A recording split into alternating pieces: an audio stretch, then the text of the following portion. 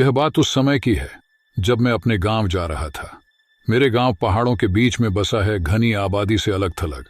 मेरे गांव में एक कच्ची सड़क है जिस पर केवल एक बस चलती है जो गांव से बाहर तक ले जाती है और लाती है। मैं अपनी नानी के घर गया हुआ था और वहीं से ही लौट कर आ रहा था। रात का समय था। बस ने मुझे गांव के बाहर उतारा था क्योंकि सड़क गांव से बाहर की ओर थी और मेरा घर गांव के काफी अंदर था। पर इससे मुझे कोई फर्क नहीं पड़ता क्योंकि पहले भी मैं बहुत सी बार सफर कर चुका हूं। पर इस बार मैं काफी देर रात गांव में पहुंचा था। मैंने अपना सामान उतारा और उसे उठाकर अपने घर की तरफ बढ़ा। उस समय रात के लगभग 12:30 बजे थे और जैसा कि आप जानते हो, गांव में लोग जल्दी ही सो जाया करते हैं, तो वैसा ही था। पूरा गांव सुनसान पड़ा था। ऐसा लग रहा था मानो जैसे गांव नहीं कोई जंगल में आ गया हूं। मुझे अब थोड़ा डर लगने लगा। मैं बस भगवान से प्रार्थना कर रहा था कि जल्दी से घर पहुंच जाऊं, पर मेरा घर थोड़ा दूर था। लेकिन थोड़ी देर बाद मुझे मेरा दोस्त सोमधर मिला।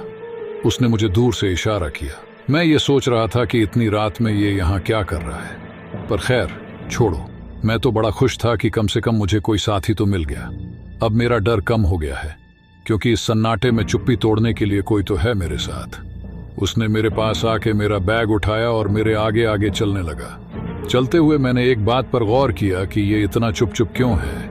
ये जब से मुझे मिला है तब से कुछ नहीं बोला, क्योंकि मेरा दोस्त सोमधर तो बहुत ही बातूनी है और ये तो इतना शांत, बड़ी ही अजीब बात है। मेरा घर बस थोड़ी ही दूरी पर था, पर अब वो एक दूसरा रास्ता लेके खेतों की तरफ बढ़ने लगा।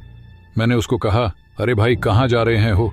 कब से देख रहा हूँ, बड़े ही चुप हो, और ये खेतों की तरफ कहाँ जा रहे हो? तुम्हारा दिमाग खराब हो गया है क्या? उसने मेरा हाथ पकड़ा और जबरदस्ती मुझे खेतों की तरफ ले जाने लगा। उसका हाथ बहुत ठंडा था। मुझे समझते हुए देर न हुई कि यह मेरा दोस्त नहीं है। वो मुझे पास ही के एक कुएं तक घसीटते हुए ले जा रहा था।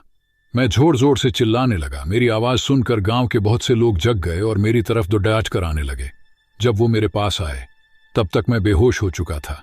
सुबह जब मुझे होश आया तो मैं अपने घर पर था। मुझे उठा देख सब घर वाले मेरे पास आए और बोले, तुम ठीक हो? तुम्हें क्या हो गया था? तुम रात को बरगद के पेड़ से लिपटे हुए बेहोश पड़े थे। तुम्हारे साथ क्या हुआ था? मैंने उन्हें अपने साथ जो हुआ वो सब बताया। उस समय मेरा दोस्त सोमधर भी वहां ही था। वो बोला कि मैं तो रात को अपने घर पर सो रहा था, तो वो कौन था जो मेरा साथ कल रात को था? मैं ऐसा सोचा और सबकी तरफ देखने लगा। सो आई होप गाइज आपको यह हॉरर स्टोरी अच्छी लगी होगी।